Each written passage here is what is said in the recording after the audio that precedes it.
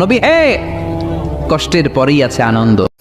মাঝে মাঝে আল্লাহ আমাদেরকে দুঃখ কষ্ট দিয়ে পরীক্ষা করতে চান, এগুলো আমাদের জন্য খারাপ নয়। এই দুঃখ কষ্ট বিপদ আমাদের কোমরকে সোজা করে, আমাদের পায়ের মাটিকে শক্ত করে, চিল্লায় বলেন ঠিক কিনা? প্রতিকূল পরিবেশে কিভাবে বাঁচতে হয় এই দুঃখ কষ্ট আমাদেরকে শিখায়। এজন্য মুমিন বান্দার বৈশিষ্ট্য হচ্ছে দুঃখ কষ্ট বেদনা জ্বালা এগুলোতে সে আপসেট হয় না, সে হাল ছেড়ে দেয় না, সে ভরসা রাখে একজনের উপর, চিল্লায় বলতে হবে তিনি কে? কারণ মুমিন জানে রাত্রি যত গভীর হয় অন্ধকার তমানিসা ভেদ করে সুবহে সাদিক হয়।